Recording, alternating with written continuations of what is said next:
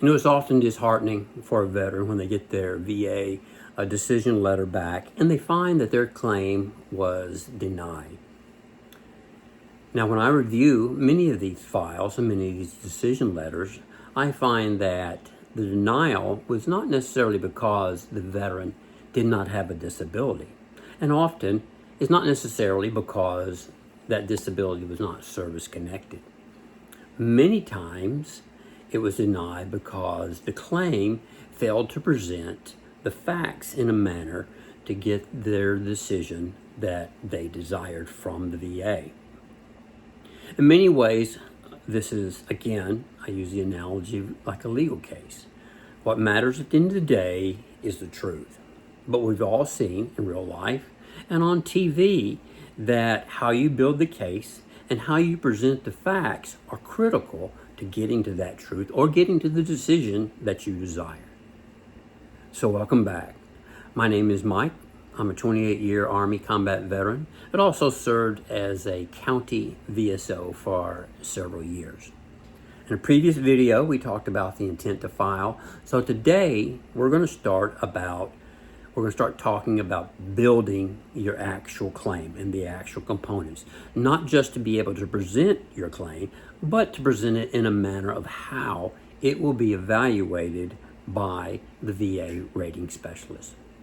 Again, this is not legal advice. This is just me sharing my experience as a veteran who's filed claims and also as a county VSO. So let's get started. Now, the analogy I've always used to explain of how to build a strong VA disability claim is one that I labeled the three-legged stool. So if these three components are critical when you build your case and then present it to the VA for a decision. So point one, this is the one I call Willy Wonka's golden ticket, your DD-214. Without proof of federal service, your DD-214, you're not getting into the chocolate factory. So this is very critical. It determines eligibility to even apply. Now, during all my time as a VSO, where I helped thousands of veterans, I never had a case that we forwarded or we worked that did not have legitimate proof of federal service. And later on, we'll talk about how to obtain your DD-214 if you lost it or you did not retain it after you left the service.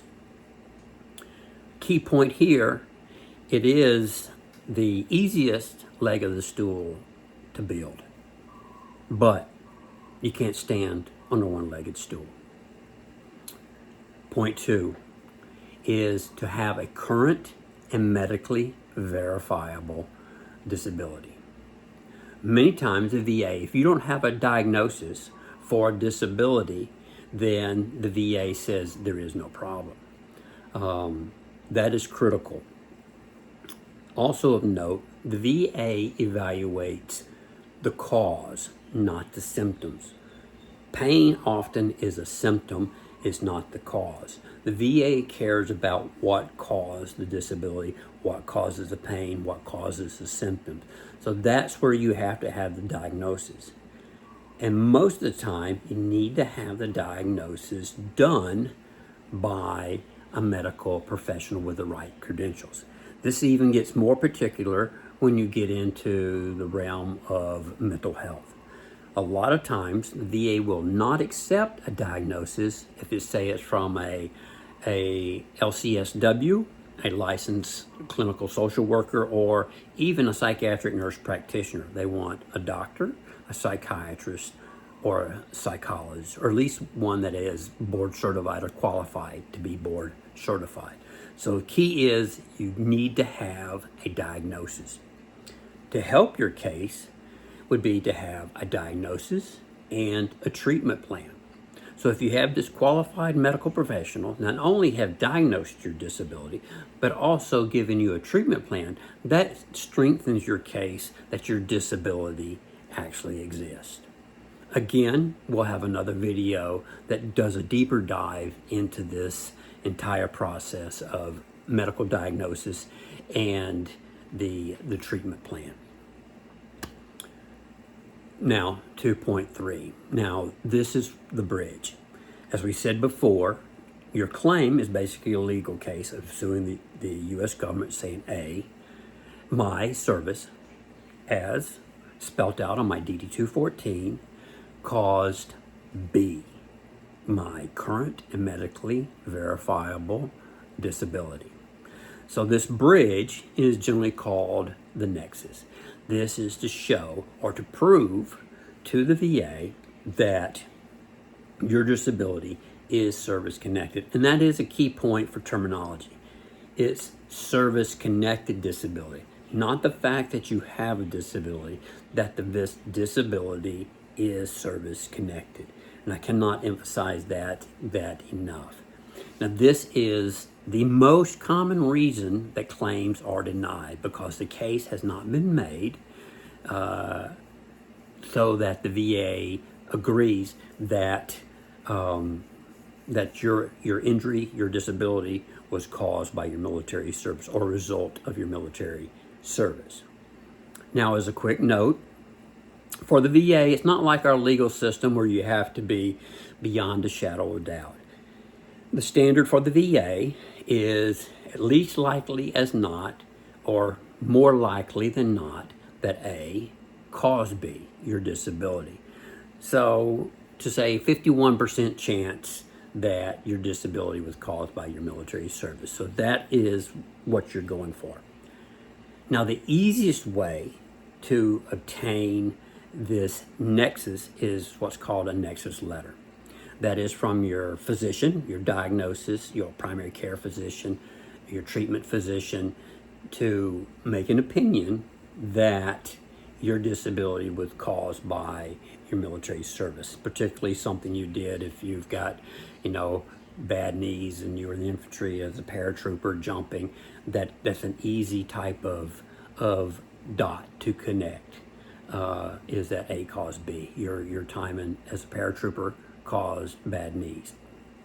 But there's many cases where a doctor is not willing to.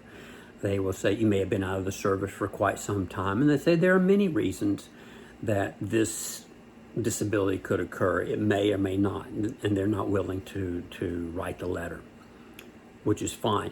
Many cases, and a lot of cases, to include my own, I had to build my own connection. I had to present the facts, lay them out of how, more likely than not, my service and the type of activities that I undertook as in the infantry caused the disabilities that I have verified today. So it can be done.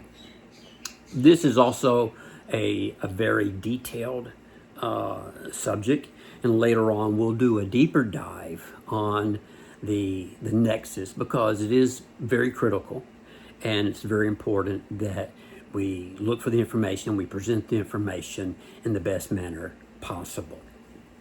So, as I mentioned, we want to build the case in the manner that your case will be evaluated. So when your case lands on this rating specialist's desk, first thing they're going to look at is, one, are they eligible to apply? You've got your DD-214, no problem. One-legged stool is solid. Second, do you have a current and medically verifiable disability? You've got the medical records. Hopefully you have treatment records to strengthen your case. Yes, that does exist. Third, did your service contribute to or cause this disability? That's your Nexus letter, or that's you building your case to lay it out. So this is the methodology, the mindset you need to go into with each disability that you are claiming, that you can articulate how A caused B, and that when you present it, the facts that you have to the best of your ability are actually there. And I always tell the veterans is that, my goal is that when you're up to bat and we send out your claim, I want you to hit a run, home run. I don't want you to get hit by a pitch or get walked to first base, and then we just sort of move you around the bases over time. We want your case to be as strong as possible the day you submit it. And so following these three components, if you can articulate and develop your case along those manners, your case will be much stronger. Again, thank you for your time. If you got any comments, any questions, any other topics that you would like me to cover in the future, please leave in the comments below. Thank you.